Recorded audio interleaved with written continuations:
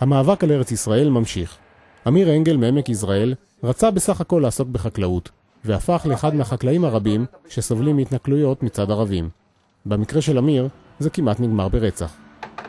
תחילתו של הסיפור הזה בשנת 1991, כאשר אמיר קונה את העדר הראשון שלו, ובאופן חוקי חוכר מהמדינה אדמות למרעה בקר. השטח הוא עבר לבעלותו, וכך הוא הופך לחקלאי יהודי יחיד בין 7 כפרים ערבים. נוכחותו של היהודי בסביבה גורמת לחלק מהערבים להתחיל במסע ארוך של התנכלויות.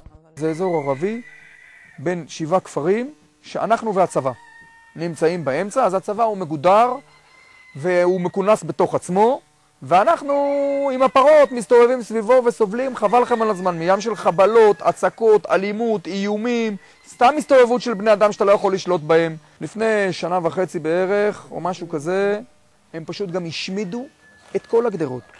השמידו, זאת אומרת, באו עם טרקטורים, עקרו את העמודים, גנבו חלק מהעמודים, חתכו את הגדרות, חבל לכם על הזמן.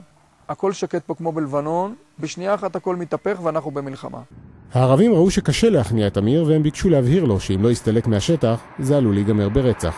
ב6 באוקטובר השנה, הם גם ניסו לממש את האיום. אני מגיע לאנדור, פותח את השער, אני עושה סיור עם הג'יפ, אני פשוט בנסיעה עושה סיבוב סביב הפרות, ואז אני שומע צעקה אמיר. כאילו קראו לי. אני מסתובב עם האוטו הפוך. הם עומדים ממש שניהם עם הפנים אליי, והם אומרים לי, תשמע, הלכה לנו סוסה אדומה לאיבוד, אמרו שראו אותה פה אצלך בשטח. אמרתי להם, חבר'ה, תקשיבו, אני לא ראיתי פה סוסה אדומה, אבל אם תשאירו לי את הטלפונים, את השמות שלכם והפלאפונים, בערבית אומרים, שימו את הידיים במים קרים, אין לכם מה לדאוג, אני ארים טלפון, ואני אקרא לכם, תבואו, תיקחו את הסוסה. תוך כדי זה שהוא נותן לי את השמות, אני מרגיש שמישהו ניסה לפתוח לי את הדלת. הוא נתן חצי פסיעה מבחינתו אחורה, כאילו, וחיבה לי את האוטו וחטף את המפתח. ברגע אחד ירד לי הסימון והבנתי שאני בקרב. הוא שלף מקל או נבוט של טוריה. הוא מנסה לדחוף לי את המקל לצד השמאלי של הפנים. אני אוחז את המקל בכל הכוח, אין לי בעיה לאחוז את המקל הזה. ותוך כדי זה שאנחנו נאבקים על המקל, אני מרגיש שקורה משהו גם מצד ימין. אני מסתכל ימינה, ואני רואה את הבחור השני, את הערבי השני. אני רואה אותו עם היד אחרי הגב, יד ימין, שולף אקדח, ובלי סיפורים ובלי דיבורים, פשוט יורה לי ברגל.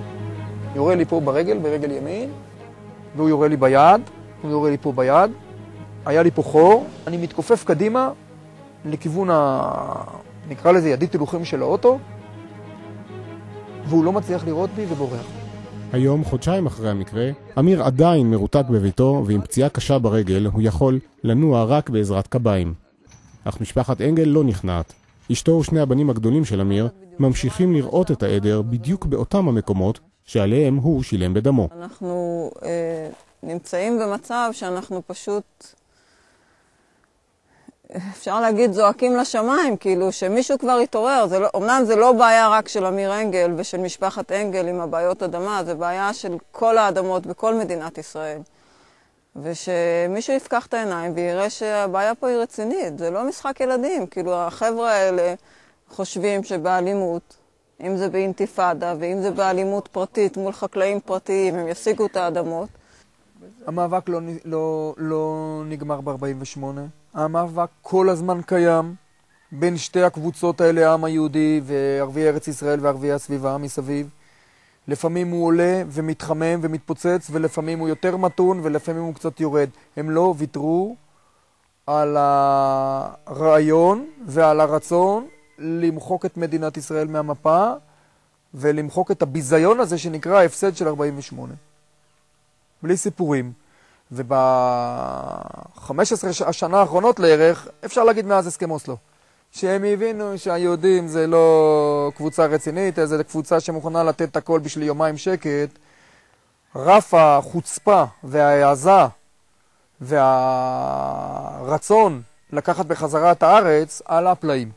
אחרי 58 שנים לעצמאותה של מדינת ישראל, אמיר אנגל עדיין נאבק על ארץ ישראל.